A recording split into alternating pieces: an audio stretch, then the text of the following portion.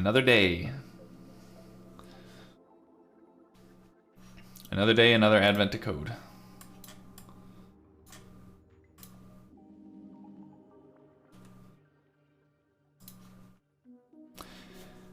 I am hoping today to solve this problem in less than 5 hours. That is my goal. Because yesterday it took me about 5 hours. And you know, I'm getting better at it. I'm learning things. I'm, you know, I have an iterator thing that I can just use now that surely won't need any more updates. I really, you know, I really hope that my iterator doesn't need any more updates. I've got some tools in my toolbox, you know. Less than 5 hours. 5 hours is the time to beat. So, no time to waste, I guess. Let's kick over to the website and see what problem we have today. So, problem 4. Camp cleanup. Space needs to be cleared before the last supplies could be unloaded from the ships, and so several elves have been assigned the job of cleaning up sections of the camp. Every section has a unique ID number, and each elf is assigned a range of section IDs. However, as some of the elves compare their section assignments with each other, they've noticed that many of the assignments overlap. To try and quickly find overlaps and reduce duplicated effort, the elves pair up and make a big list of the section assignments for each pair. So, for example, given the following list of section assignment pairs, 2, 4, 6, 8, 3, 2, 3, 4, 5, 5, 7. Okay. Within the first pair of elves, the first elf was assigned sections 2 through 4, while the second elf was assigned sections 6 through 8. The elves in the second pair were each assigned 2 sections. The elves in the third pair were each assigned 3 sections.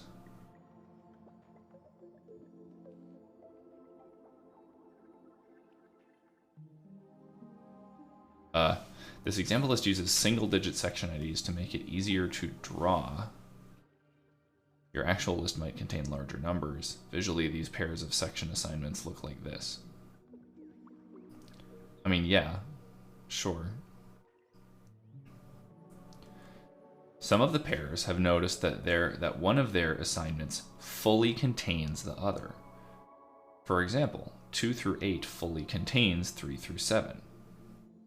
And 6 through 6 is fully contained by 4 through 6. In pairs where one assignment fully contains the other, one elf in the pair would be exclusively cleaning sections their partner will already be cleaning, so these seem like the most in need of reconsideration. In this example, there are 2 such pairs, right? Because the 3 through 7 is fully contained in 2 through 8, and 6 is fully contained in 4, 5, 6. In how many assignment pairs does one range fully contain the other? Okay.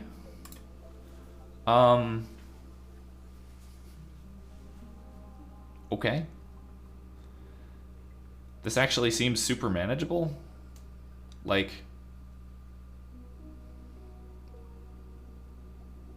a gazillion times easier than the last one? Like, am I crazy? Okay.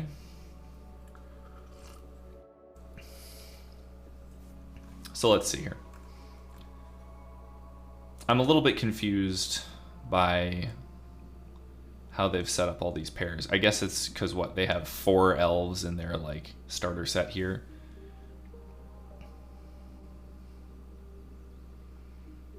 I mean, not that it really matters. I'm just sort of confused by the stuff they've got going with like each list of unique pairs, considering that I'm not seeing like repeats in this set. I mean, it's fine. I can take I'm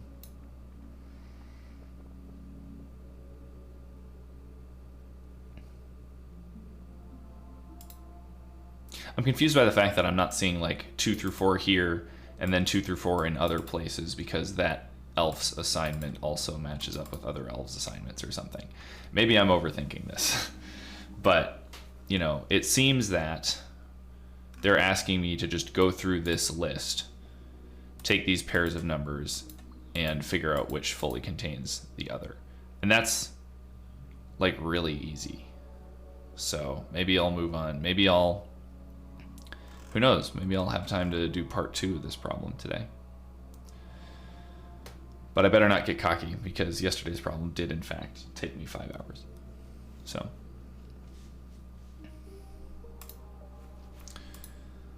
let's grab the example input as always.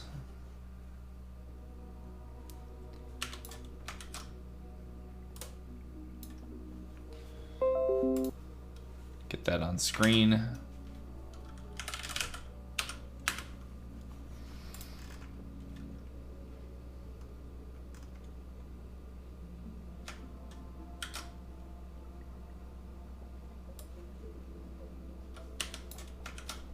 I'll just grab the short little example text here. This seems pretty nice and small. What? What are you doing? Can I type into this field, please?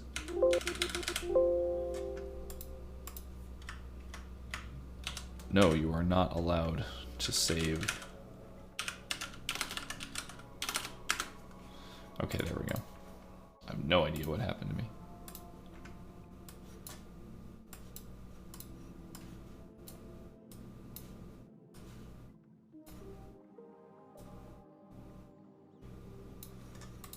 Okay.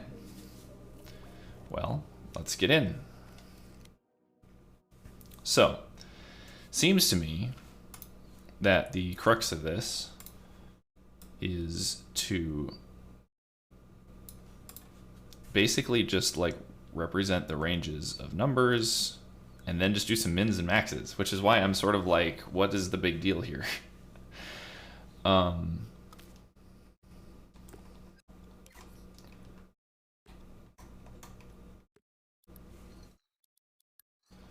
Let's get plenty of space to work with and start sketching this thing out. So like, if I was going to represent these pairs, I would probably do a few 2-number wires here. So each one of these will represent a pair, and then like those 2 things can be passed along to whatever logic it is that checks if one fully contains the other. So let's start with some number sliders here.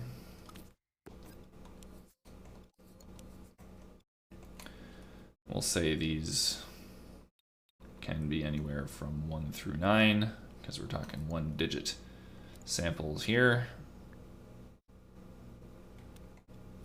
So we've got one that is from 2 through 4, and another that is 6 through 8. These obviously do not overlap.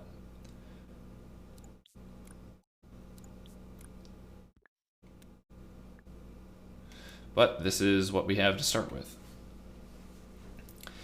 So for one to fully contain the other, I can pretty easily just represent this as like, I mean, this is way easier than like a general overlap check. There may be some clever way to do it, but I think I can start by just doing if, or no, let's see. There's always, so I know from experience in my last job where I was doing employee scheduling stuff that actually these things can be kind of deceptively difficult. So I might actually want to just sketch something out first here. Let's see if my AirPlay thing works today.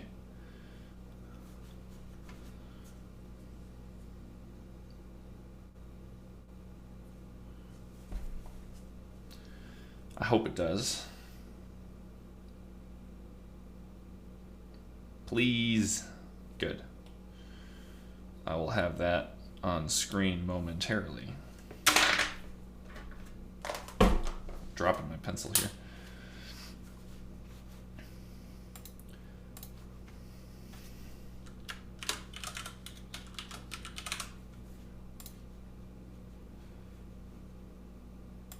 Okay. So, got my iPad up for drawing here.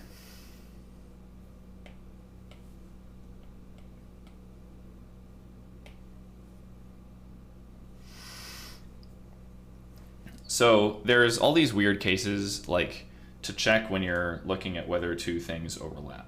Because, you know, say that you have a situation like this, and if we wanted to see if this was fully contained, there's like several states that you can have, and this is excluding things where things just line up equally. It can be like all the way outside, partially overlapping on the left, fully contained, partially overlapping on the right, or outside. That's, of course, assuming that this one is smaller than the other one. And you have a bunch of symmetric cases if, you know, the A condition is, in fact, the bigger one. Because then you still, you know, because then you would be, like, swiping this one across. And then you actually have the opposite, right? Where it, like, is you know, actually larger and contains the other. So I know from experience that if you want to check for a general overlap, then you just check if you just have to do something like check if end of something like, you know, end of 2 is greater than start of 1, and start of 2 is less than end of 1 or something. That's like a logical construction that always guarantees an overlap, but that's not actually what I care about this time. What I want to do is check for total containment, and I expect it will be a similarly simple logical thing, but I just don't want to like go down the rabbit hole and have everything be wrong. So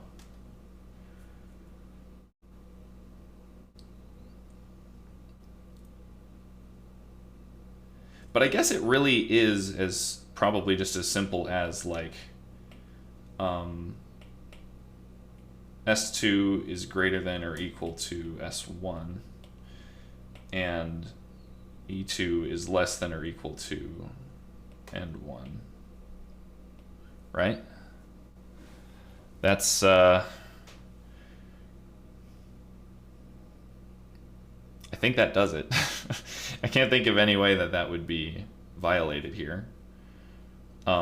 And, you know, we're going to assume that our start comes before our end and that kind of thing, that we don't sort of have malformed input. I mean, they certainly don't have any malformed input in their example.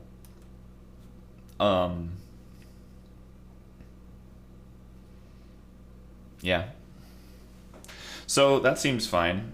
Of course, that's only one case, so you need to like flip the logic if, you know, this one is the wider one, right? Because then you've actually got like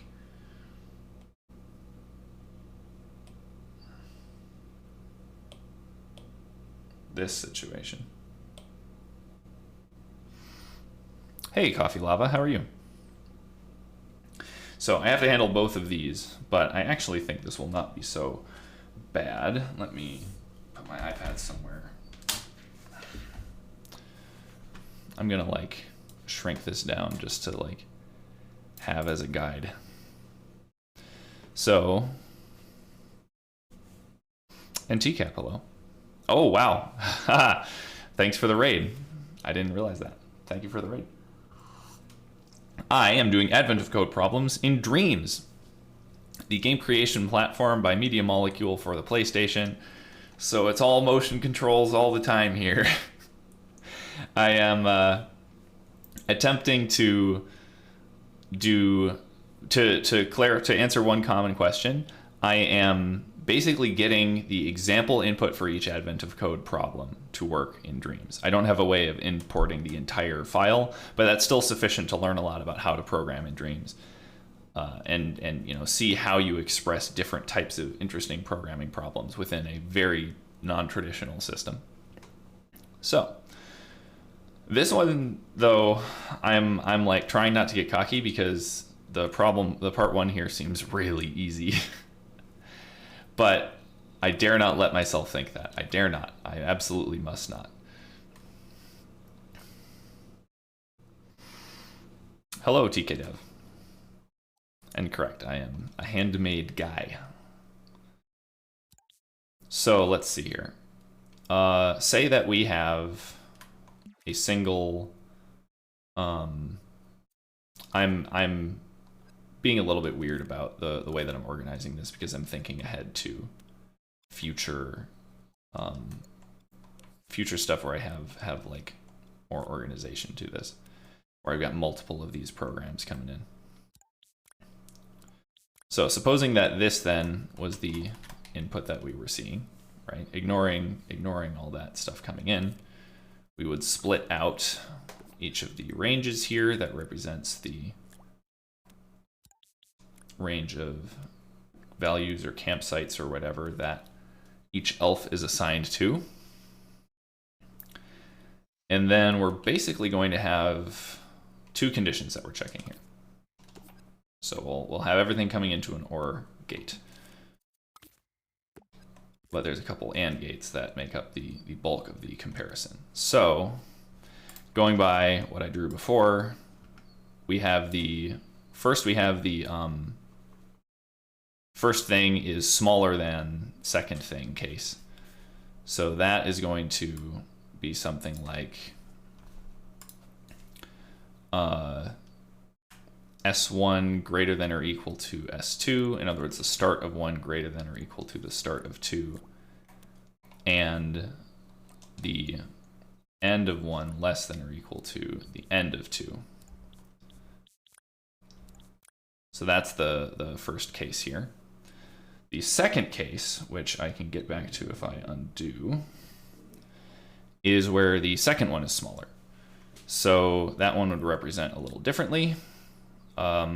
It's still a greater than or equal to, so it's basically now just flipped, where the start of 2, that's not right, the start of 2 is greater than or equal to the start of 1, and the end of 2 is less than or equal to the end of 1.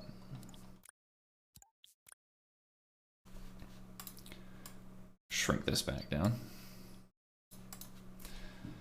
And if that is the case, if either of those are true, then one completely contains the other. Huzzah. And let me just put this over here so that we have a node that a little more visibly lights up when the condition is met. So we can start to play with this range now over here. And in fact, we should be able to see it very visually because we've got sliders here that now represent, like, okay, look at that. So 6 through 8 is now completely contained inside 2 through 8, whereas when I shrink it down from here, that is not the case. If I increase this, you know, now they are not one completely contained within the other. It works if we have, it works if we have a case where the start and end are the same, so the inclusiveness of it works. And in fact, if they are equal in length, then it still works. So great. 2 through 4, 6 through 8. Let's just verify some of the other cases that they said were important in the problem. So let's see. 2 through 8 fully contains 3 through 7. We can verify that. Indeed. And 6 through 6 is completely contained inside 4 through 6.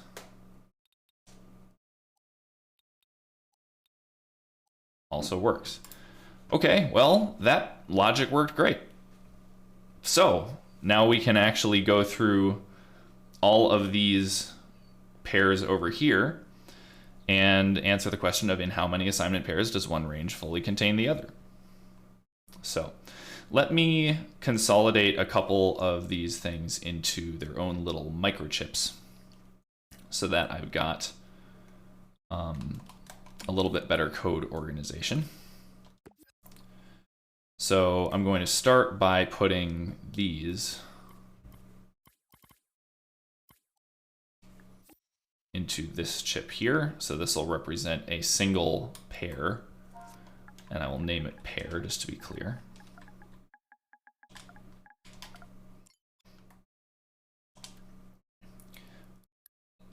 Spread the wires out just a little bit to make my life nicer. What? Grab it, grab it. Grab it, please, thanks. Both of these, I can, did I just rename every one of these nodes to pair? Dreams, why you gotta be like that? Anyway, those are now output nodes on this microchip, so we've got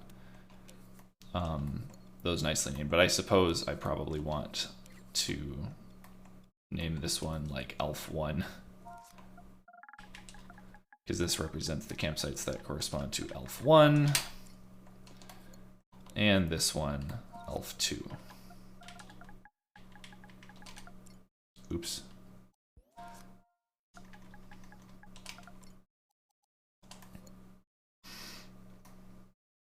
TCAP, what were you streaming today?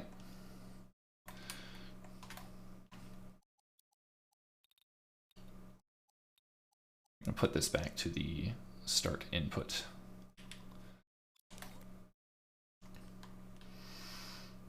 So there we have a single pair, and I can duplicate this down to make all of the rows of the problem here. 2 through 3, 4 through 5.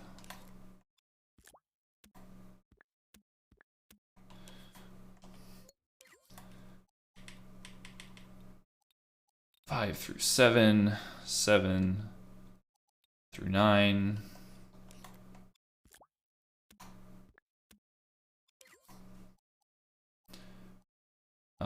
2 through 8 and 3 through 7. Perhaps you can see why I don't do the entire puzzle input. It would take me forever.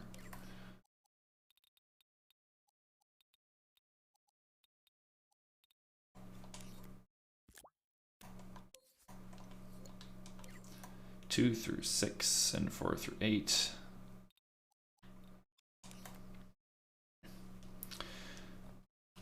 And each of these now, I'm going to set up my iterator, my ability to actually step through these one at a time and run some logic on each. So this is jank, but I deal with it.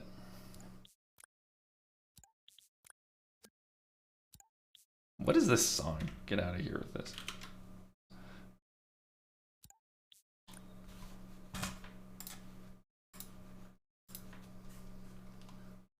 All right. This now, when I like step through, will activate one of these at a time. I'm going to copy these nodes out here because I actually want to wire all of these into these two, all sharing the same outputs. Come on. So for each of these, wire up ELF1 and ELF2.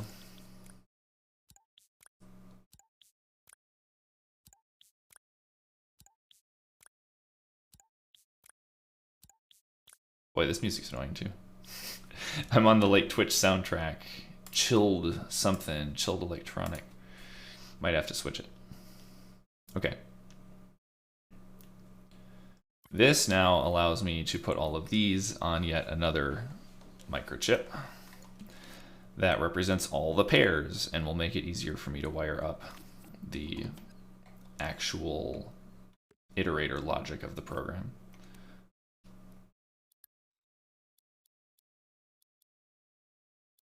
I'll never understand why it doesn't let me resize those things up. It just hates to do that for some reason. Okay. So with that, I'm almost done setting up what I can call pairs. These are all the pairs of elves with campsites assigned in this Advent of Code problem. I need to expose a little bit of extra information for my iteration scheme to work. So I'm going to pull out a node here that represents the total number of pairs, which I can basically just extract from this selector. How many ports does it have active? And it's going to have an input, which is basically the current index of the item that we want to look at. It's an input port. That, meanwhile, is going to wire into the active port thing on the selector. And there we have it. This should be able to iterate. Let me set up the output data here, elf1 and elf2, and grab my iterator from my toolbox. So this iterator is something that I've been building up over the past several days, where it allows me to, well, iterate. It is essentially a for loop. It has an index output and then use and done outputs, where use, oh, wait a minute. This is like an older version of the iterator. Oh no. Oh no. Oh no, no, no, no. No, no, no. No. Hold on. Do I have like a newer version of the iterator that... No, I need to bail out of this. Okay, hold on. I gotta save this. And then I gotta go make sure that everything's up to date, because I really need the latest versions of these things. So this is Advent of Code 2022, day 4. And this problem was called what? Camp Cleanup.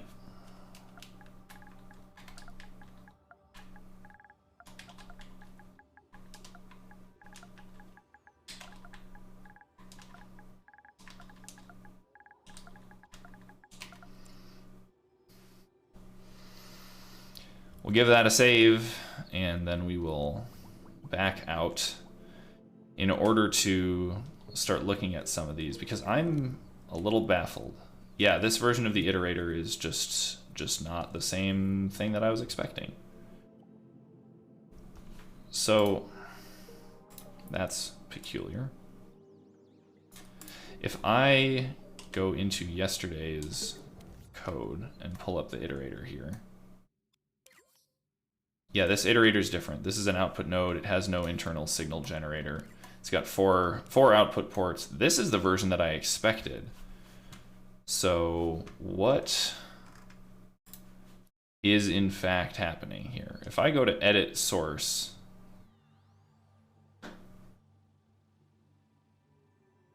huh?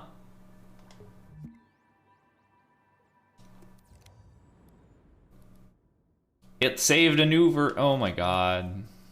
What is happening? No, don't update. Dreams thing is being weird. Yeah, this is the version that I want to save. This is the good iterator.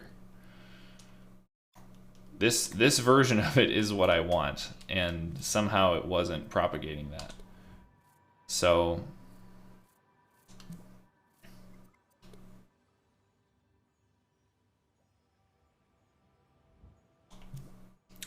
let's save that, and then let's go back out. And in fact, let's just go all the way back out and go back to, you know, if I go in and edit this now, yeah, there we go.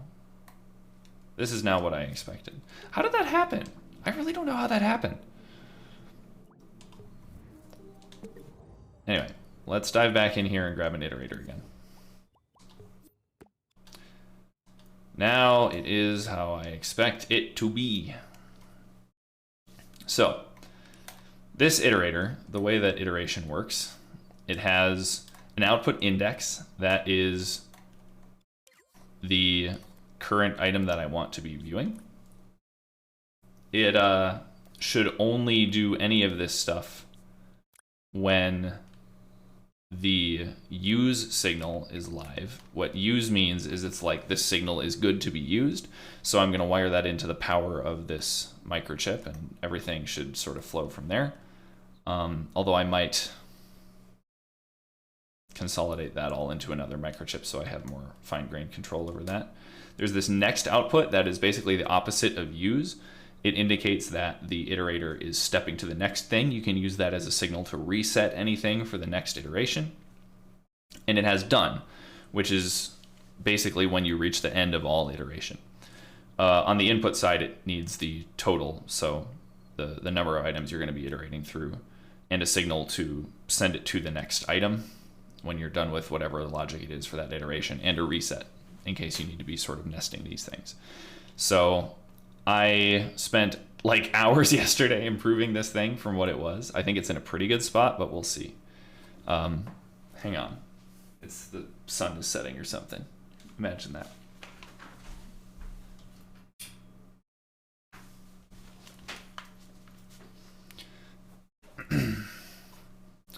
So I should be able to use this to pretty easily iterate through all of these options.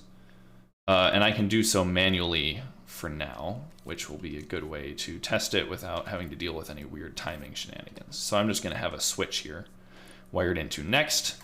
We're going to have this pulled up so that I can see it iterating through all the pairs.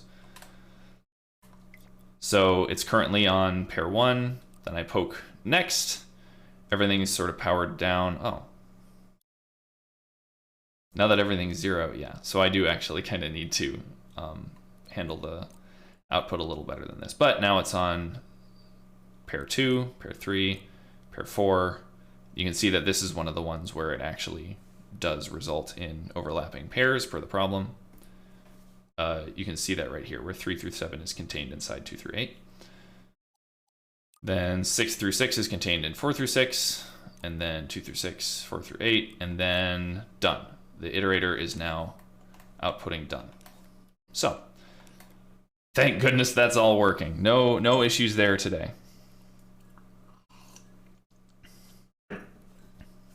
So with that in mind, the primary issue now, it seems, is I'm going to make all this into a like ranges overlap microchip that I can sort of power on and off.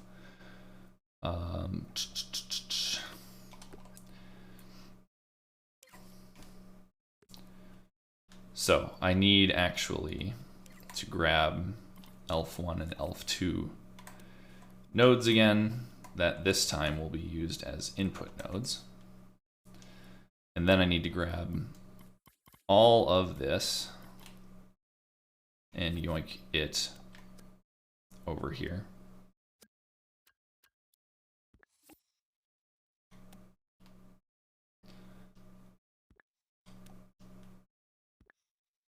So we'll delete these connections from outside and just pull these in. Why is there so many vocals in the weird Twitch music? Get out. Okay. This node here is going to be my output, and this is called overlap.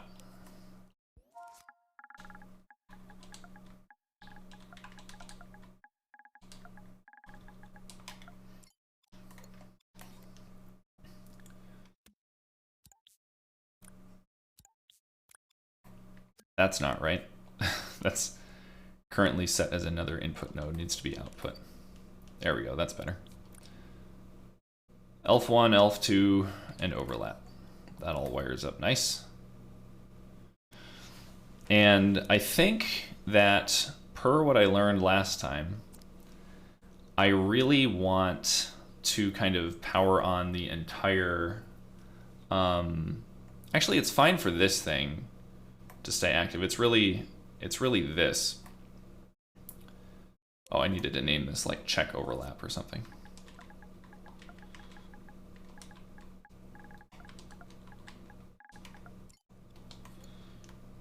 This is the thing that I want to power on. And I'm going to drop another one of those nodes out here just so that we can see exactly what values we're getting. So when we're looking at pair 1, no overlap. Now we're in the next state, but this is powered down, so nothing here. That's good. Then pair 2, no overlap. Pair 3, no overlap. Pair 4, yes, overlap. Pair 5, yes, overlap. Pair 6, no overlap. And done.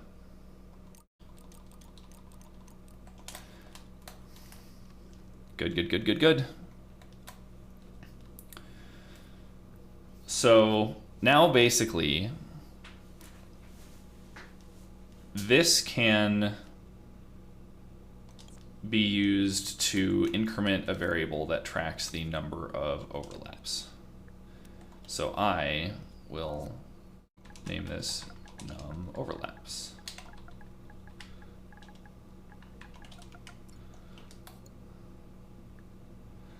And every time we power on this variable modifier here for said variable, we will add 1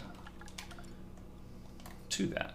So I'll just wire that in there. And now it's all going to be kind of manual for now, but when I activate this and then poke this a bunch of times, we count 2 overlaps. So like problem solved, I guess.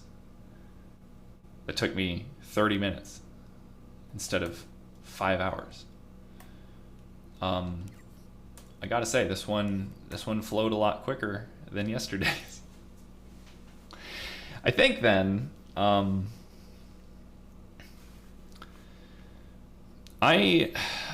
big is the puzzle input? I mean, I'm sure the puzzle input is massive, right?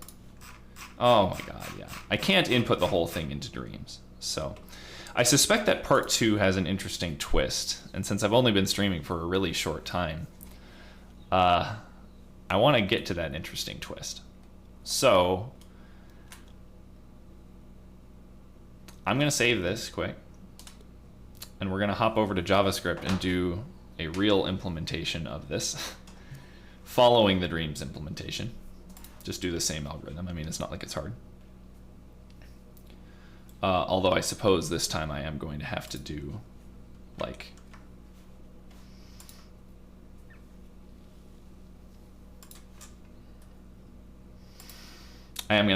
actually parse the text, which is annoying, but it's not actually that annoying. So let's do it. This is going to be day4.js.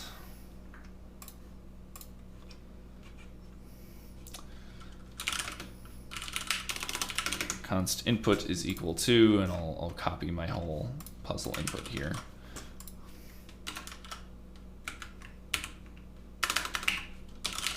Lines is, I'm not gonna try to be super clever. We're just gonna do input.split on new lines and filter where the line is not empty.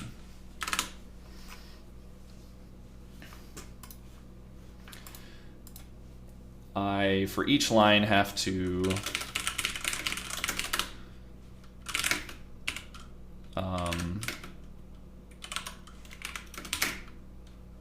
split on comma,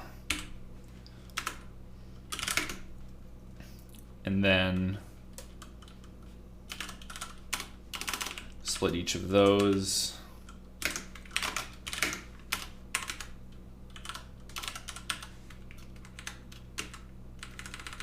That's not E1, S1, it's just S1 and E1. That will equal E1 dot split on dashes. Same for elf2. Oh, I can't use E2 for both, can I? I'm not showing my screen on OBS, my bad. My bad, hold on. I'm writing JavaScript over here, nobody can see it.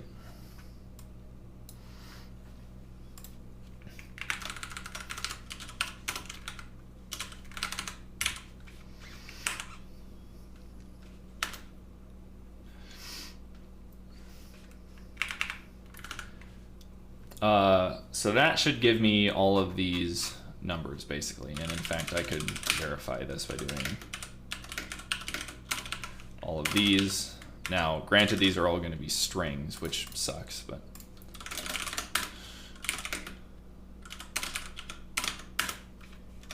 but it is splitting fine. So far so good on that.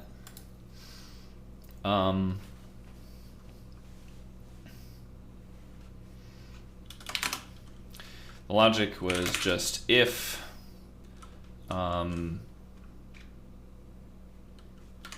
how exactly did I represent it in Dreams again? Let's see.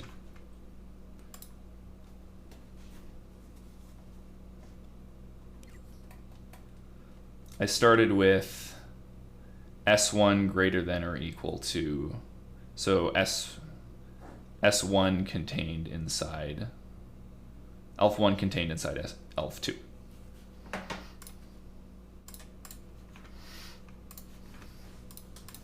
So if, and I can actually phrase the comparison this way here, which sort of visually represents what I'm going for.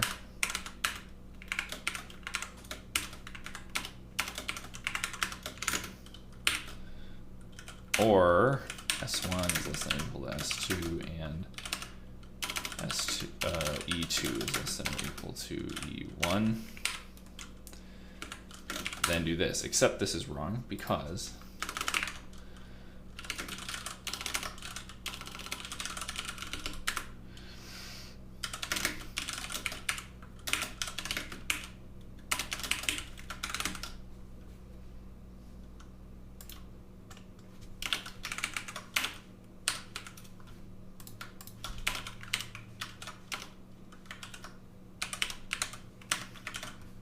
there we go.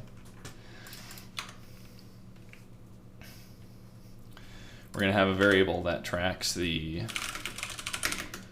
overlaps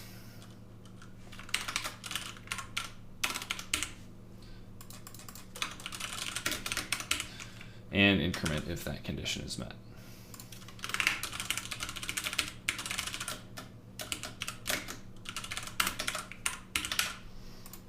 And let's run it. 569, that's my answer. Let's see if I'm right. Right answer. Whoo! All right. So, part 2. You're kidding me, dude. This is literally what I did at my last job. So, it seems like there's still quite a bit of duplicate work planned. Instead, the elves would like to know the number of pairs that overlap at all. Literally, like, the company I used to work for, it's called When I Work. They do employee scheduling software. Users have shifts that start and end at specific times. And, like, checking if a user has overlapping shifts is, like, a critical part of the logic. So I, like, know this backward and forward, and this is, like, actually super easy. I mean, for crying out loud. This is so much easier than yesterday's.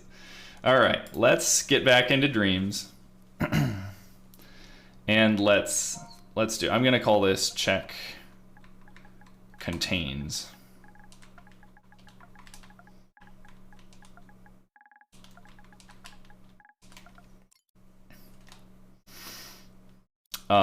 And we will basically duplicate that to do check overlap.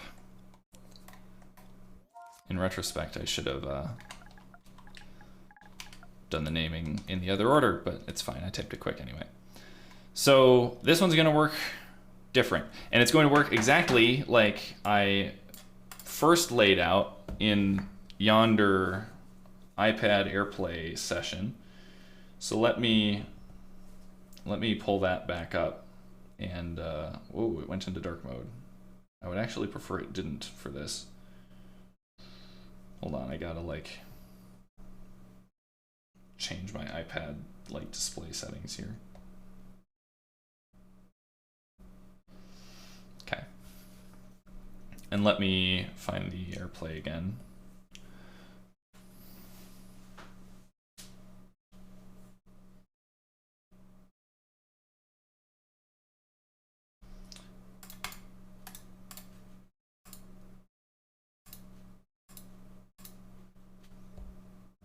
All right. So here's how these things work. If you want to check if two ranges overlap each other at all, many people, I'll just take this as an opportunity to go over a really common mistake that people make. People naturally start to break it down into cases. They're like, okay, so to be clear, overlap could mean a lot of different things, right? Like, it could mean that, like, this is obviously not overlapping, but like you can have an overlap like this, or maybe they overlap like this. What people always like, there's actually a little bit of a matrix of possibilities here. So people tend to break it down, the way that people often implement the logic. If we have two ranges here, which I will again label with S1, E1, S2, and E2, start 1, end 1, start 2, end 2. What people often think to do to check if things overlap, the first case that people think of is basically this. And the way that they'll set this up then is do something like, we'll do like S2 is less than S1. I'm not gonna do all the colors for this. Too much switching. S2 less than S1 and S1 less than E2, right? Which indicates that S1 falls in between this one. That means that it overlaps, right? Another case would be, over here, right? And then it would be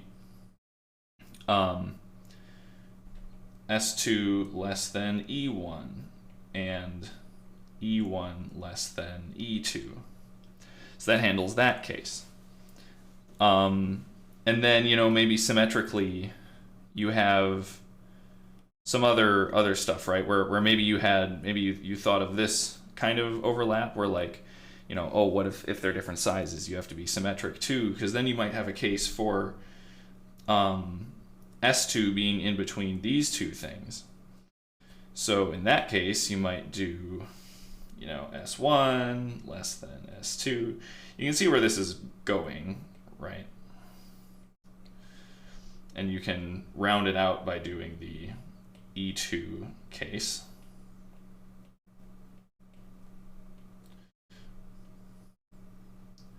Where this falls in between S1 and E1.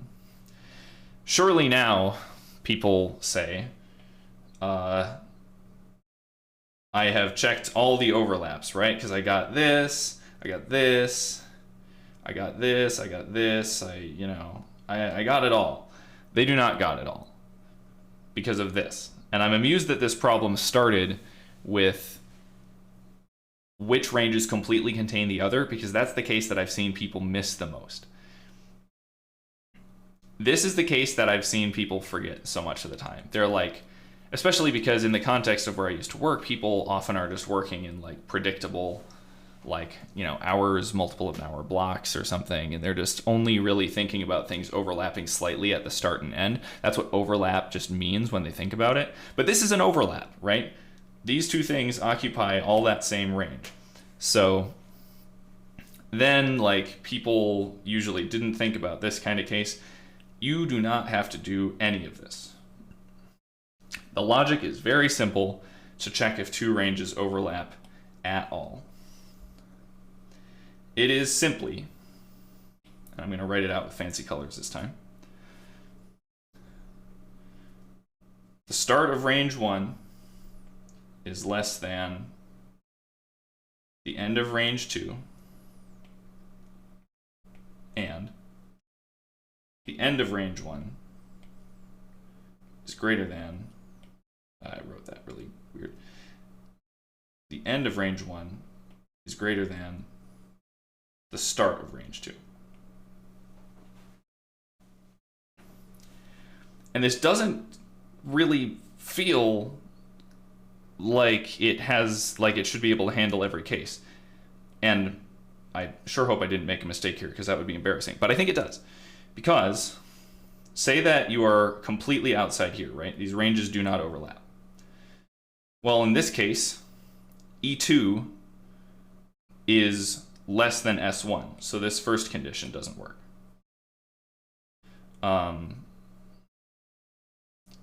Whoa, interesting. Then as soon as they overlap here, now E2 comes after S1 and S2 comes before E1, and so the conditions are met. The same conditions are true here, right? S2, let's see, S1 comes before E2 and E1 comes after S2. Same here. E2 comes after S1, E1 comes after S2, and then out here, that final condition is broken as well. This works regardless of the sizes of the ranges. The only thing now that you have to be careful about is whether you want to treat stuff like this as an overlap when they line up exactly. But, and in my case, I do, because I'm working with integer values. And in general, that's how I want to treat it. You know, in other contexts, you might well deal with the same kind of like closed on the left, open on the right type of range comparisons if you want to avoid spuriously flagging things as overlapping if you've got sort of arbitrary float data. But yeah, that's it.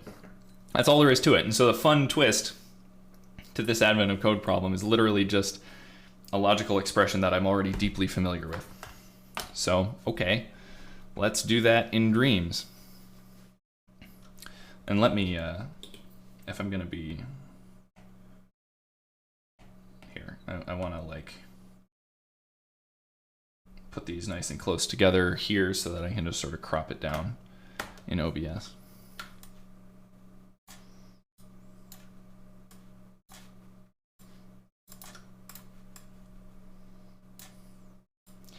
So this is our guide.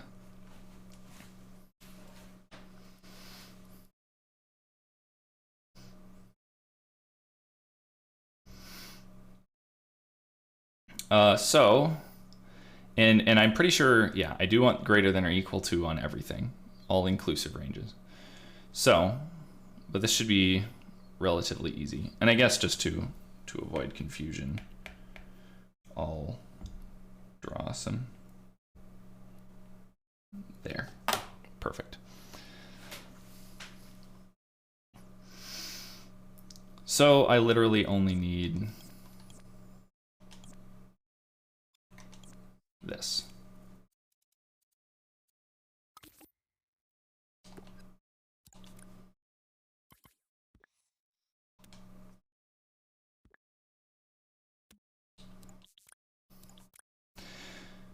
And to avoid confusion, oh, hold on. Just to make my life a little easier, I'm going to wire in some empty combiners of the type I want, just in order to make sure that these ports have the fat wire type that I want. So, in order to phrase it exactly the same way, we're going to do the start of 1 is less than or equal to the end of 2. And, oh, that was supposed to be an AND gate, my bad.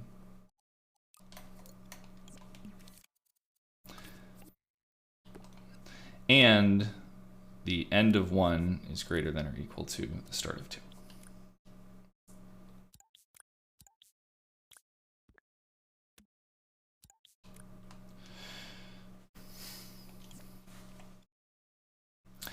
So with that, hold on, I have to make the wiring prettier. It just won't do right now. So with that, let me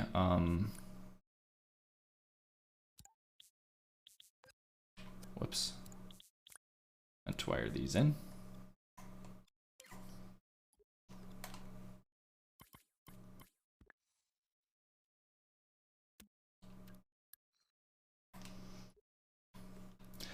Let's iterate through again. To be clear, in our example input here, 2 through 4 does not overlap with 6 through 8. 2 through 3 does not overlap with 4 through 5, but all the remaining things do in some way overlap. So we should expect, if I play this and start ticking through all of our things, we have no overlap, no overlap, overlap, overlap, overlap, overlap. It is too easy. So let me hook this up in exactly the same way. I'm going to actually make a duplicate here that is num contains.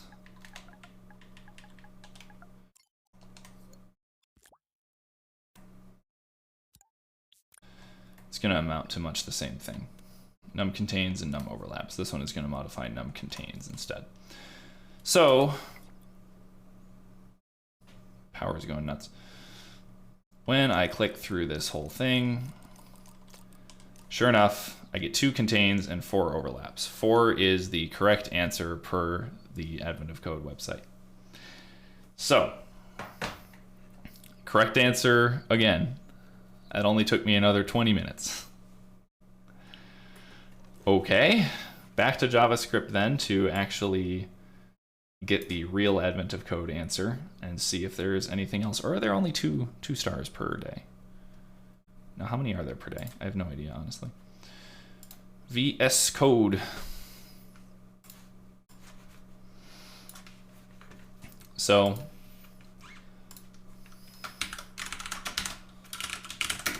we're going to replicate the same over there. This was really contains. And we're now going to just replicate the logic that I just mentioned, where, again, if S1 is less than or equal to E2 and E1 is greater than or equal to S2, then overlaps gets incremented.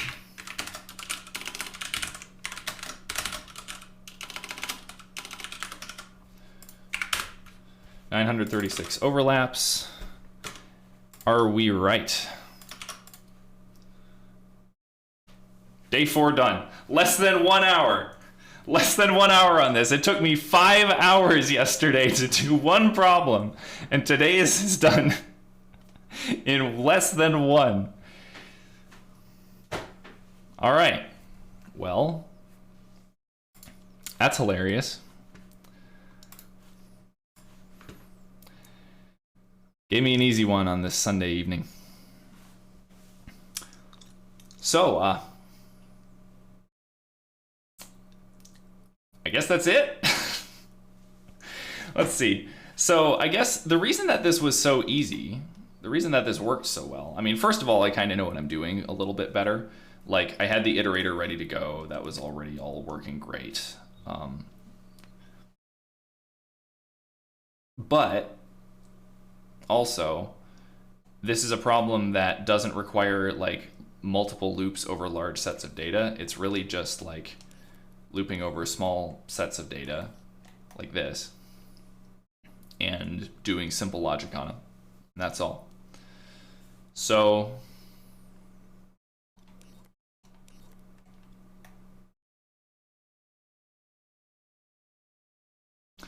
I guess I could either try to make this solution prettier or try to make it more complicated. So both are options, you know, valid options, because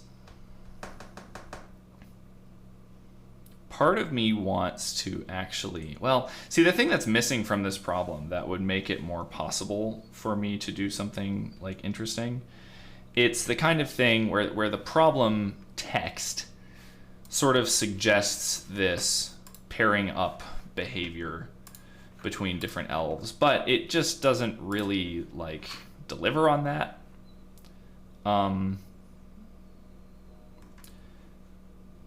because they're talking about like, oh, all the different pairs, you know, all the elves pair up to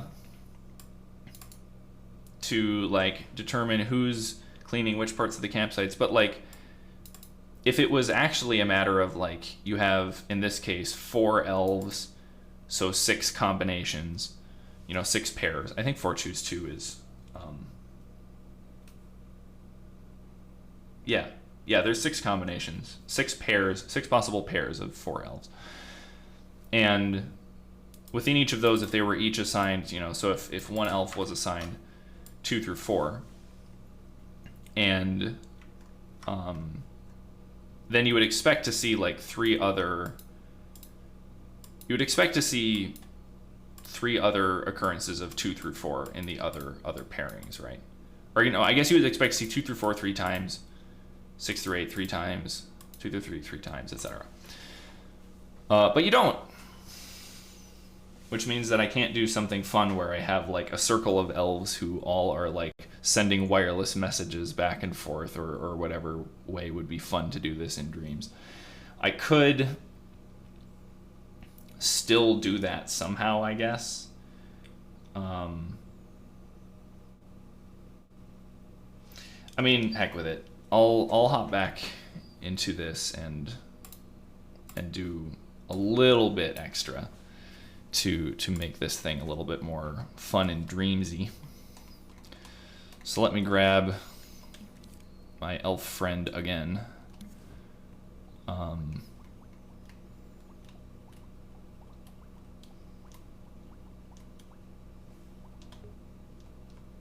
This is the elf that I have been using for everything. So let's say, for example, that we had this guy here and this guy across from him, right? So these guys are going to try to figure out if they have an overlap between the two of them. What I could do is on each of them, I could sort of like split up the problem. Let me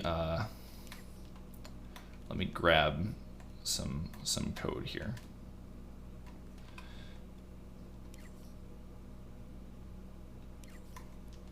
Because basically what we're looking at is putting some code on this guy,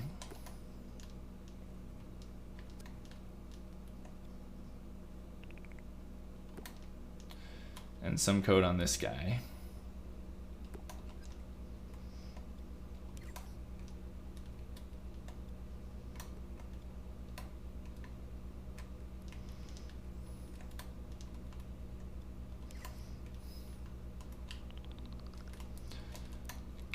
get my whole workspace set up here.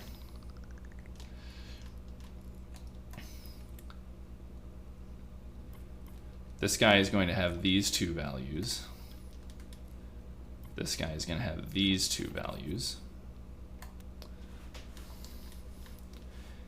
And what I can do is like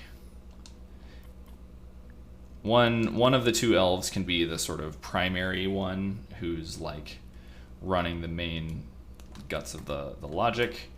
I can on each of them set up a wireless transmitter, wireless receiver pair. So like I can actually, in fact, I can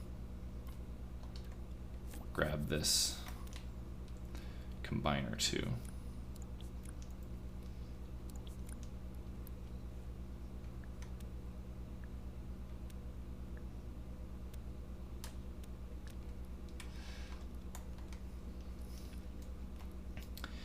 And so that's transmitting there. I can do very similar over here, where I'll bundle these together, but I'll put a wireless receiver on it.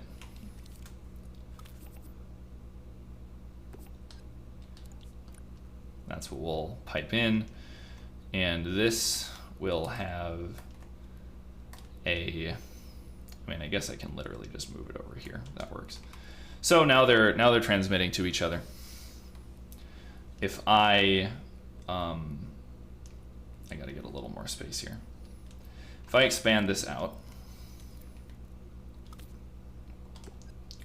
and I split out what this elf is sending,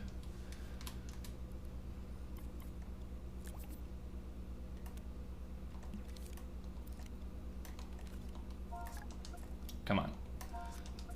Nope, I just want to edit the properties of this, thanks.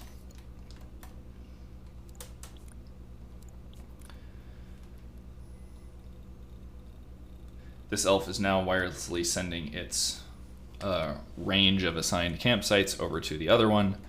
So, and the same goes on the other side, you know, trust me.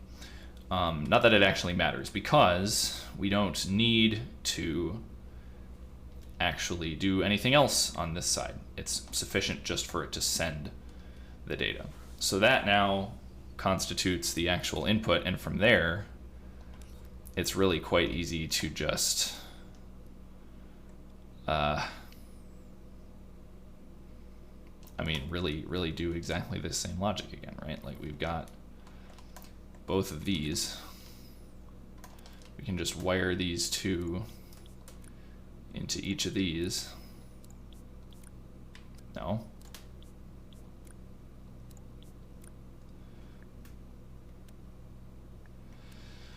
And the outputs there tell us if it's working or not. Can I use a switch as a like Boolean preview?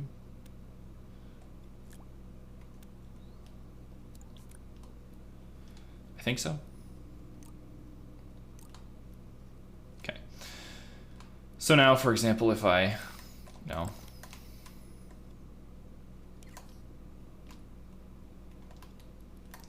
I can edit this one to have some overlap with the other one. Yeah. So that is also working out just fine. So I can have a little bit cuter solution here. Because what I could then do is take that overlap and contains stuff, and I could wire it into a couple light bulbs or something. Here, let me do like Christmas light.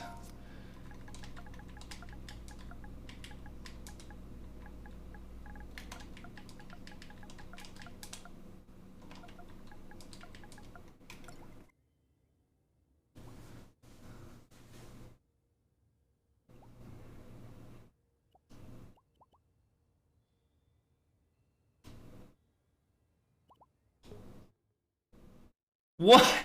It's got the cube in it? You know you don't have to put the cube in it, right? In your sculpture. Also, this is incredibly bright.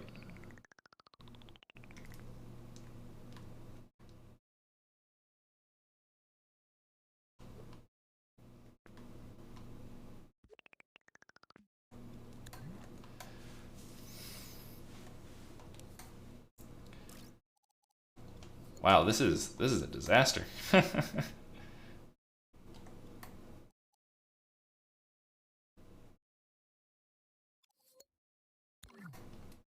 need to like somehow drop the emissiveness of this because it's so freaking bright. How many groups do you have?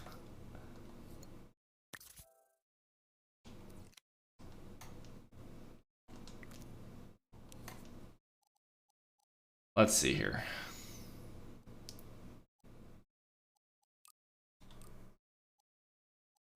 What is the glow? Well, that's not right. Oh, there's like an actual bulb inside, huh? That's even worse.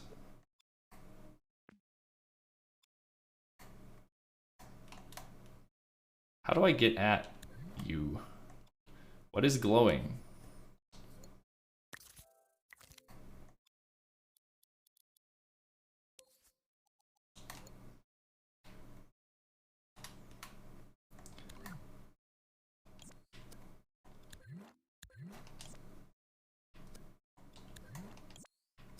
How many layers do I have to dig in to delete that? There we go.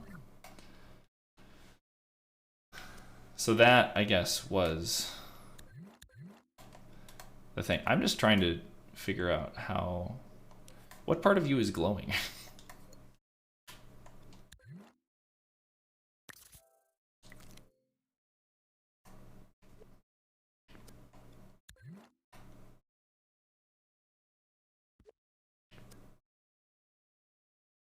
Why can't I grab it? This is so weird. Also, I like moving this controller so fast. Hello? Grab it. Grab it.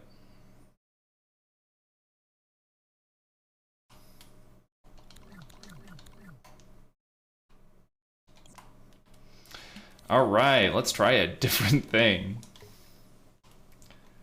Why is it so big?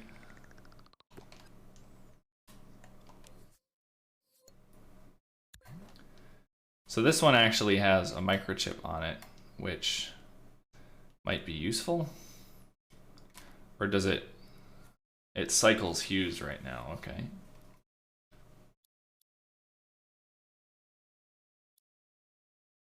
Or does it?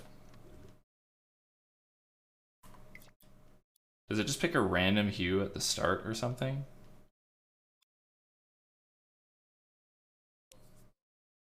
Oh, I think it does.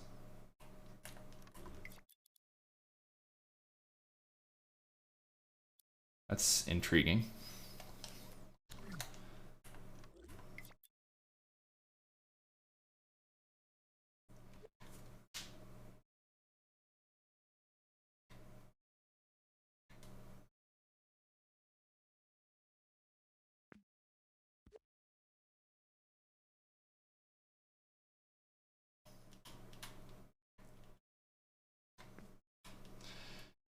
What I really want to do is just be able to like turn it on and off. So that's kind of all.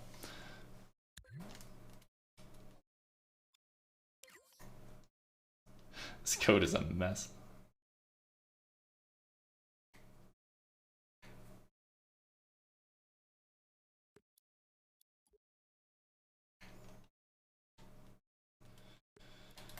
How do I...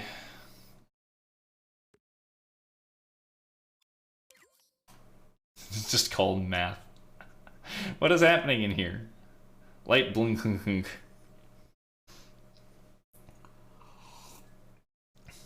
It looks like...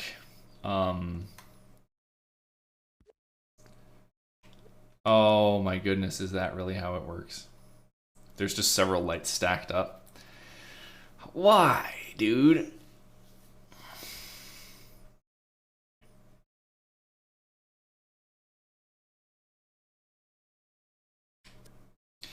Why is that how it works? I have opinions about how this code is organized. Is there one that lets me just actually set the color? Like...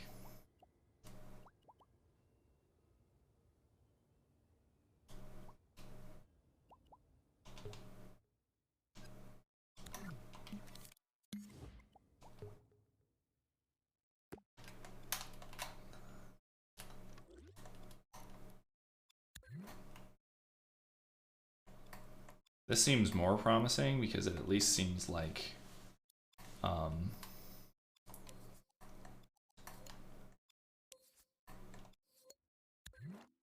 seems like I could extract a single light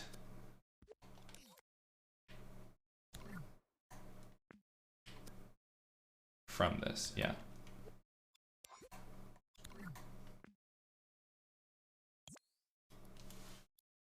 Indeed.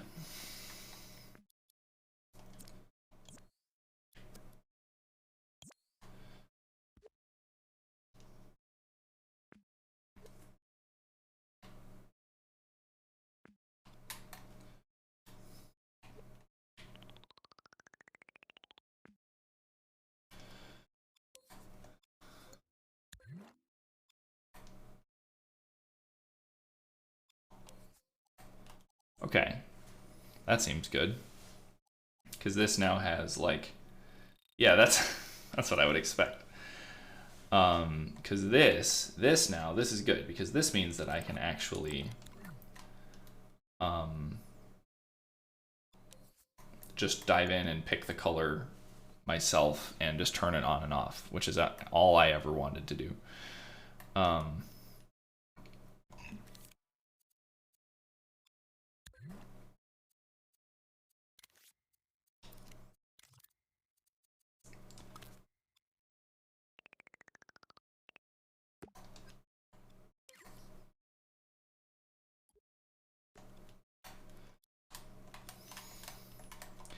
We'll drop a node on it that is just on.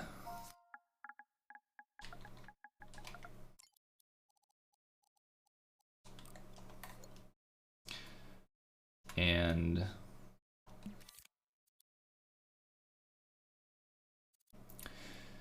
I need to do that thing again where I do like, if it's not wired, then have it on by default and all that goodness. Or I really don't, actually.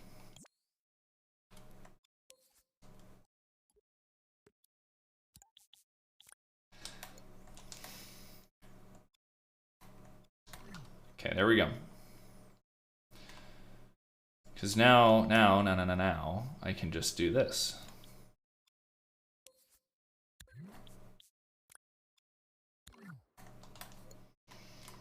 And then when these two overlap, or they contain each other, then the light turns on. Hooray!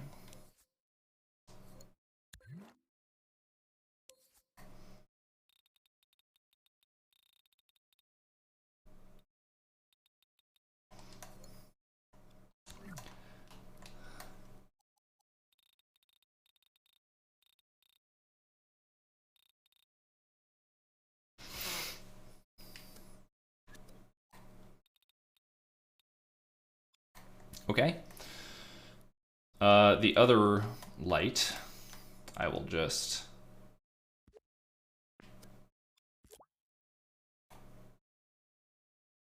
turn like so.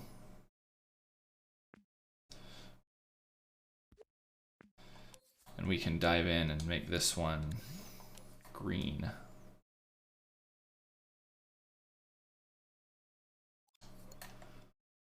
But otherwise work exactly the same.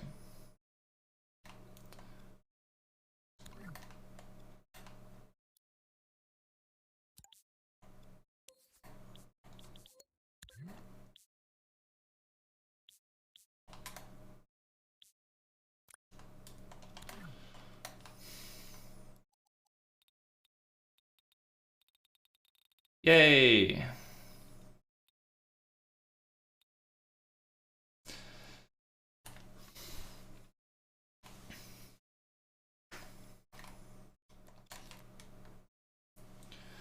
So with that, I can basically just clone these elves down the line.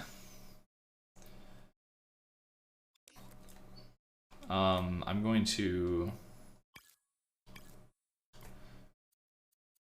group these up so that each one is sort of, because this will allow me to do like a nice copy across the whole thing. Also, let's see, I probably want to turn precise move on for this.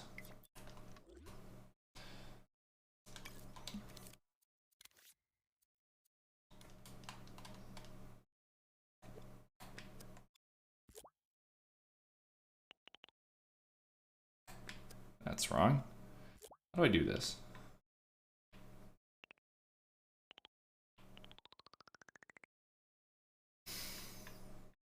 I could have sworn.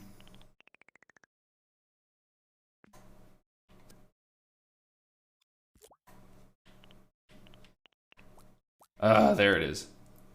Had to let go of the button. There we go. Because we have six groups of elves. So there we go.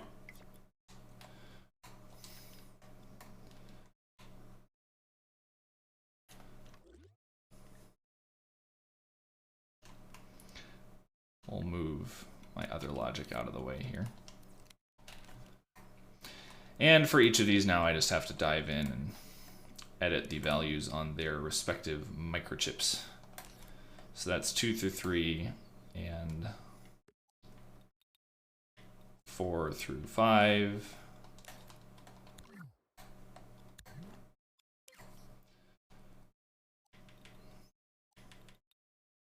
Five through 7 and 7 through 9.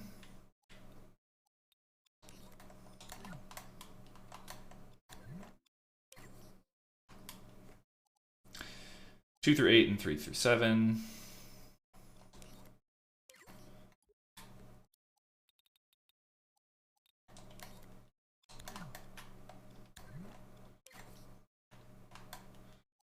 Six through 6 and 4 through 6.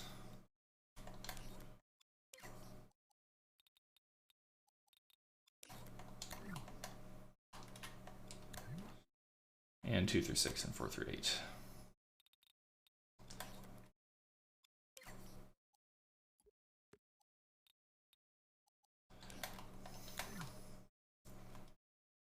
And there you have it. There's all the answers laid right out in front of you.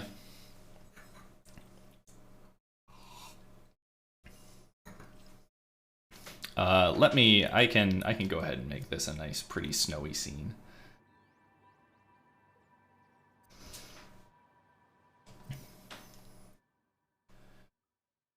Can pull back in the snowy terrain thing that I had before. Well, no, where is it here?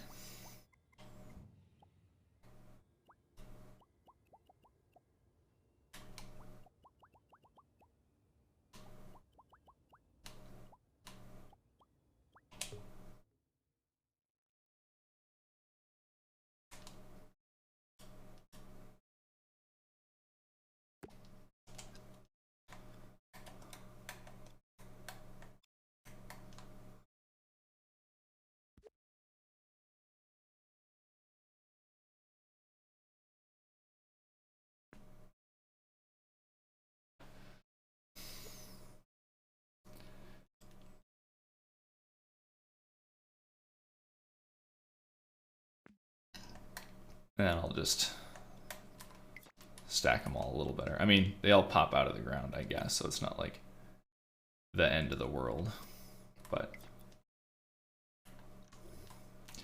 still seems a little odd. Here, I'll turn precise move back on again. I kind of want to keep them all.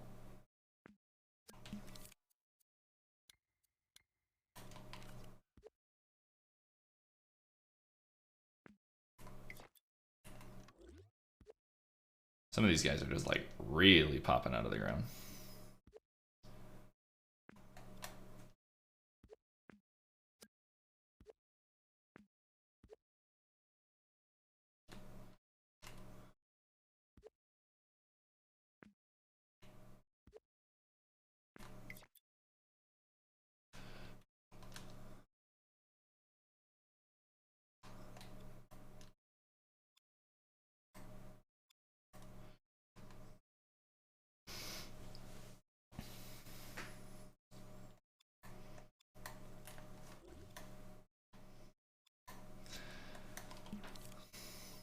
Drop in some of the other scenery I had going. Like the reindeer skeleton monster. Terrifying.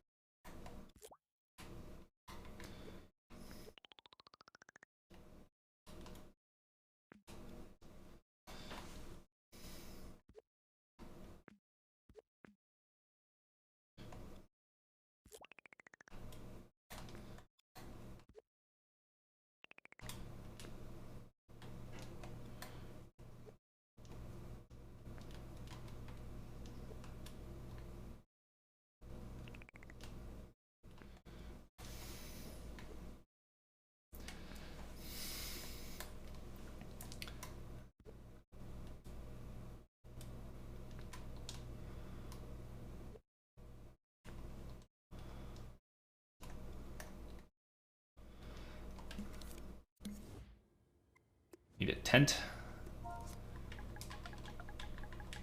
Because it's a campsite or something.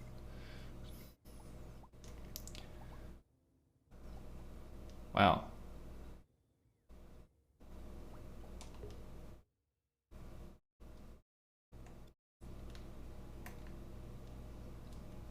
That's it, huh?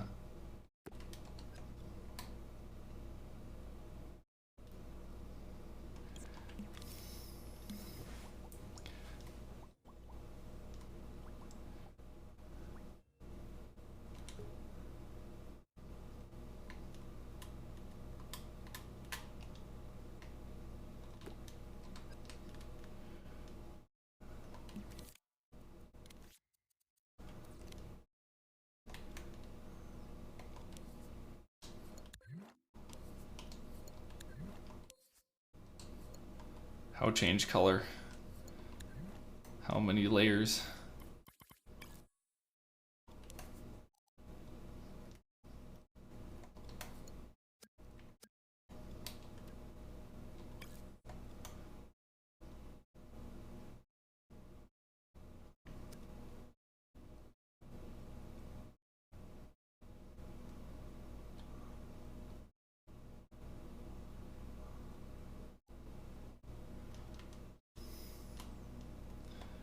Why is that the color that it has? Why is that the color that it has?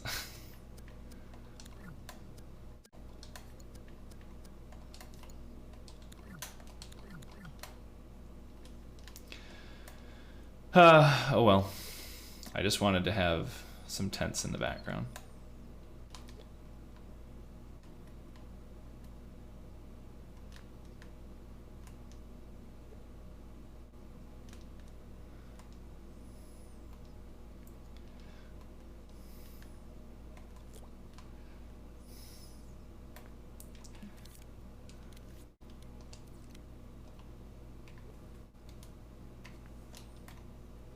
Ah, that stay upright thing works pretty good.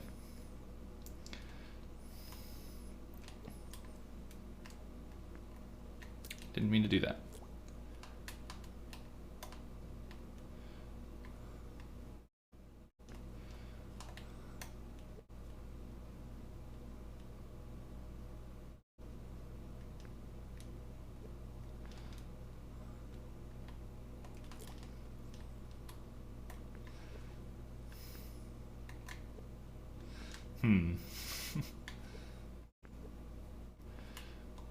This one's at an angle.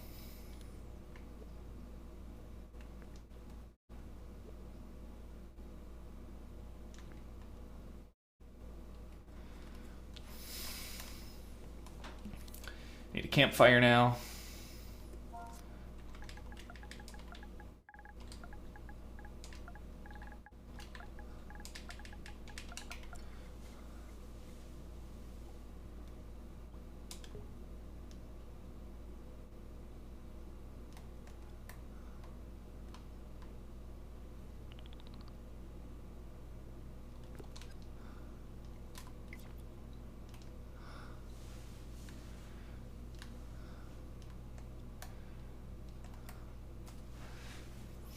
This seems nice.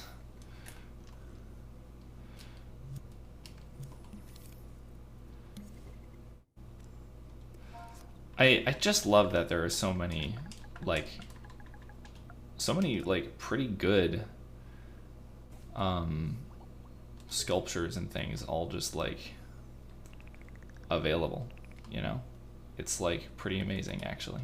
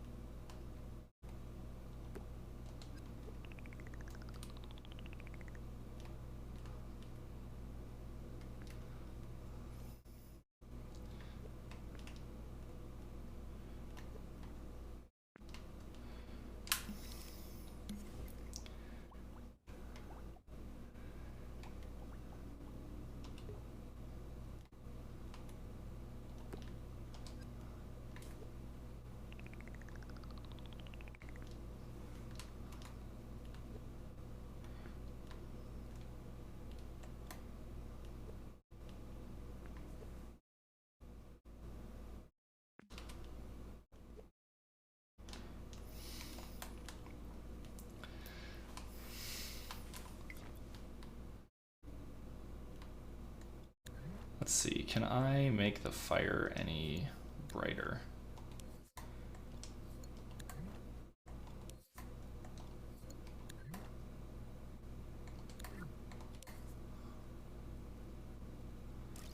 I really don't have a way of doing that, do I?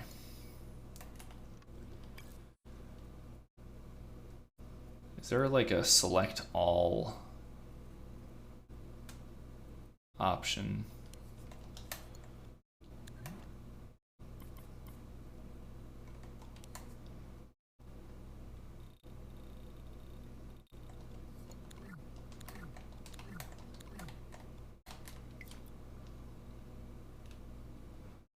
That looks a little better. We just got a little glow. Oh, you know what I could do is I could just make it nighttime. I'm so far beyond advent of code at this point. But it's too fun to just set up these little scenes.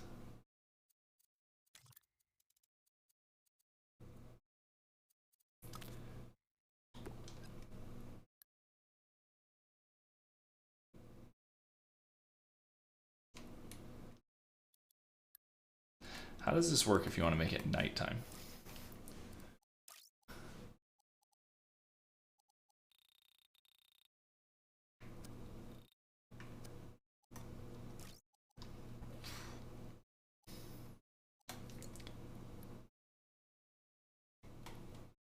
Like, this doesn't seem to be nighttime, really. It just put the sun down there, I guess.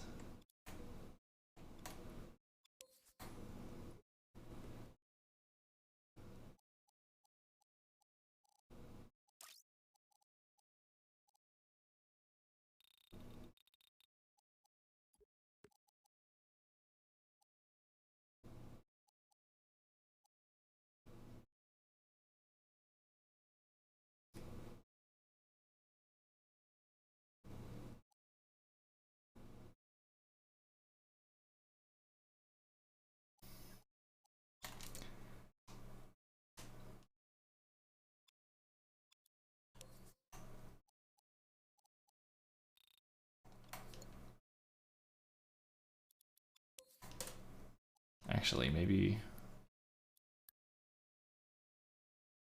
Can I just make it the moon?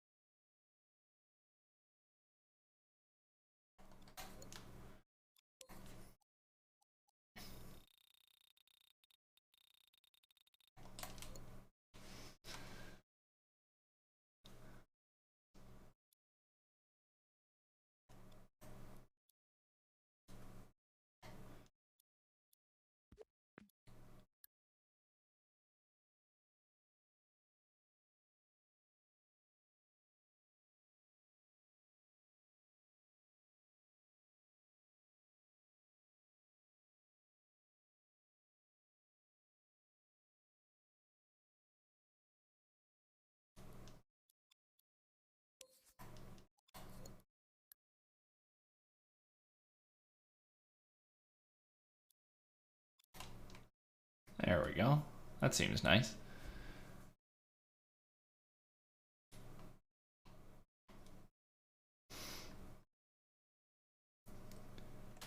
Except that you can't really see the tents, like, at all anymore.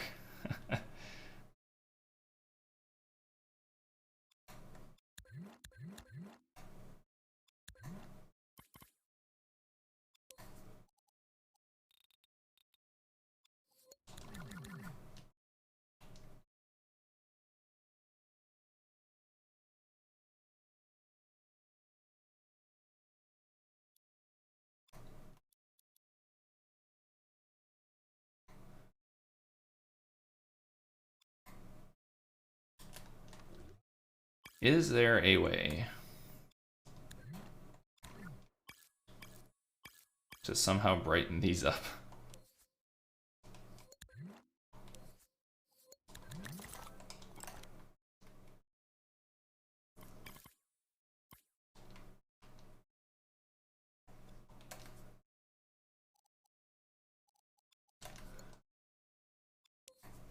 Because, like... Why is it so dark? Why is it so dark? How do you like change the color of stuff in dreams? I just don't even know how any of this works.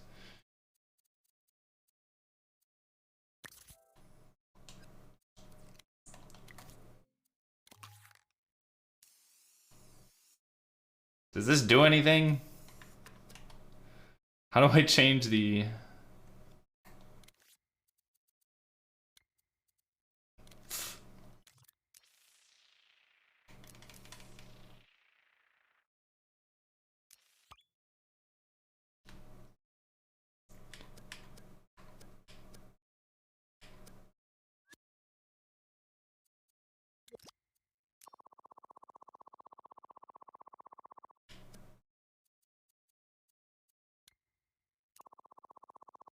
Does this make it orange?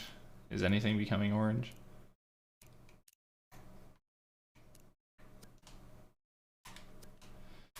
Oh, I don't understand how painting works. I'm just gonna have to leave it.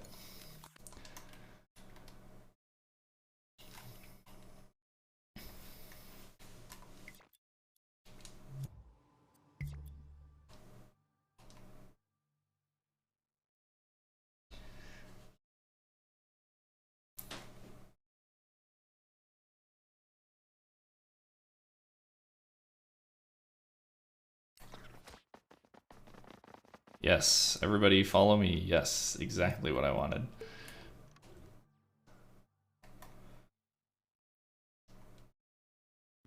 I'm just gonna move these all to, oops.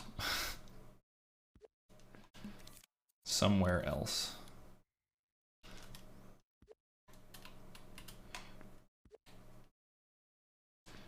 Six different groups of elves that all are just sort of placed in different places.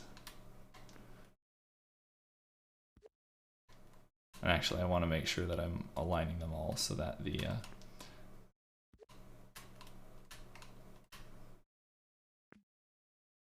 the red light is on the left for complete overlap.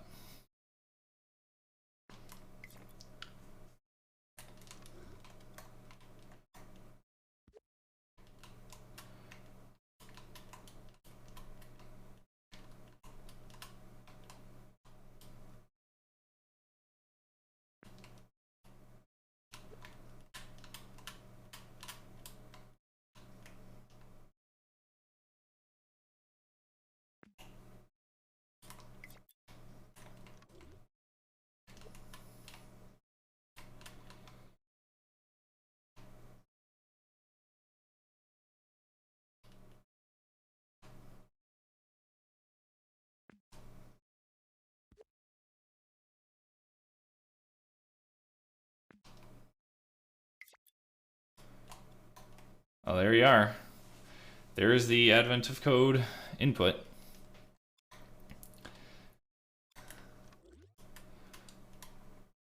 Let me just set up a camera in the scene here, and then I'll call it.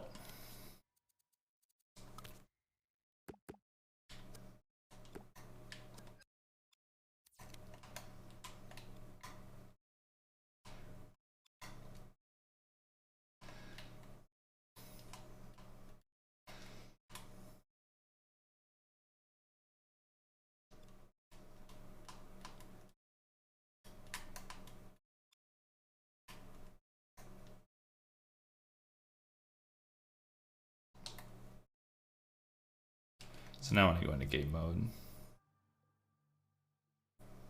why does it start over there and then fly back? Who knows? I want to slightly brighten up. There we go. A little more moonlight, you know?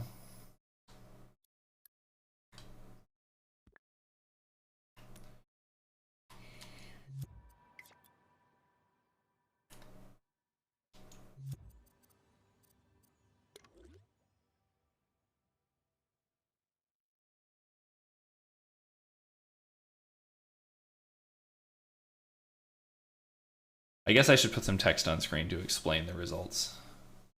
That would probably make sense.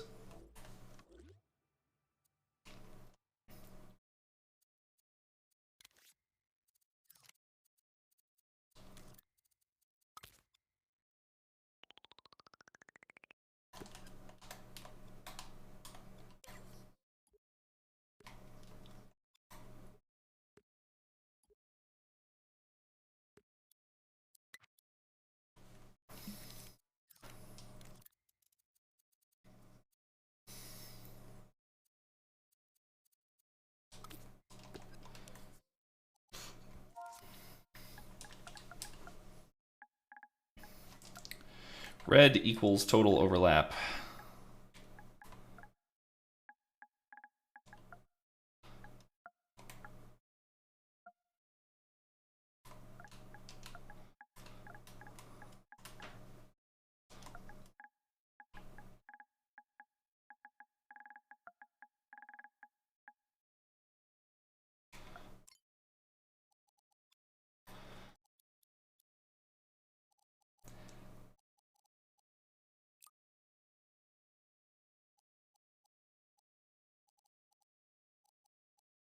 I do not like how the box looks.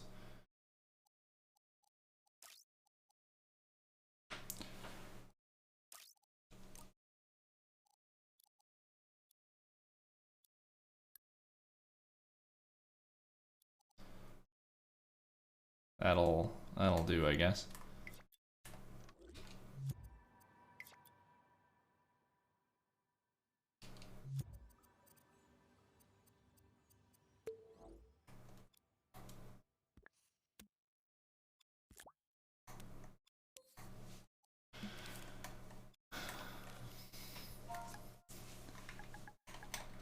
And then green is equal to any overlap.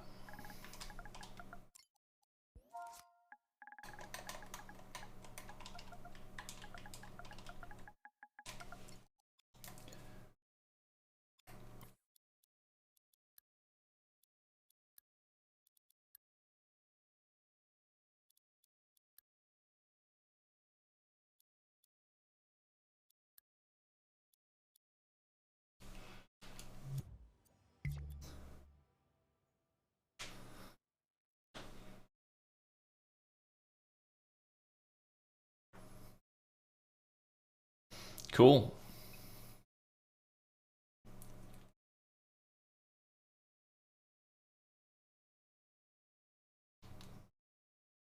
Or no, that's the... Whoops, that's not what I meant to do. There we go. Meant to take a screenshot.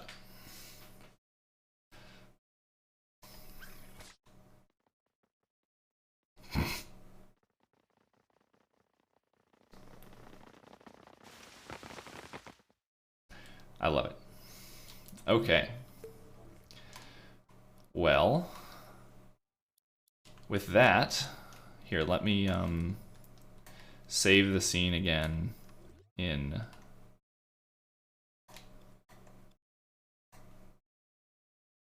Here, actually, I think I can save the scene from in play mode. We will save that explicitly. And we will save and release it online. That'll work.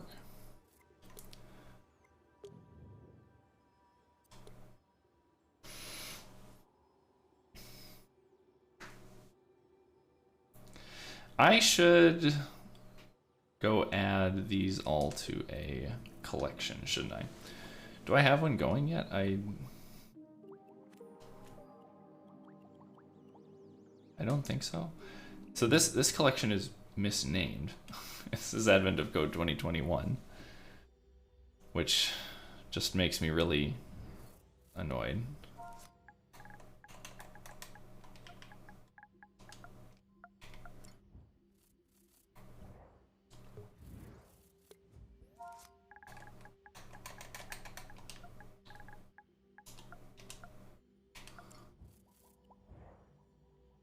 But I can't rename this collection, I guess. Makes me so sad. And it makes no sense that I can't rename a collection. But, like, I truly can't figure out how to rename a collection.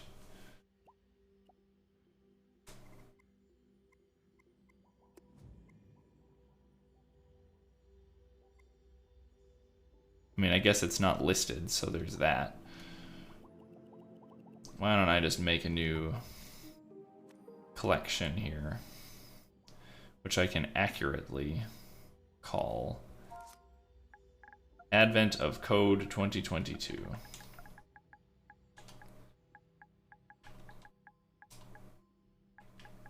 Wow, look at that.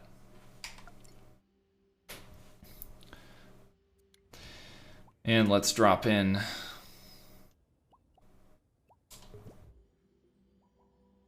each scene one at a time.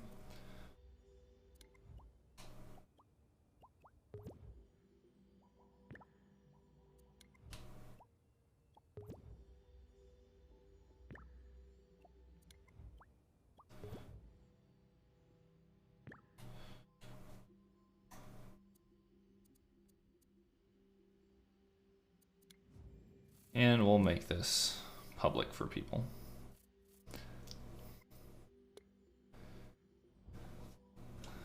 So, huzzah.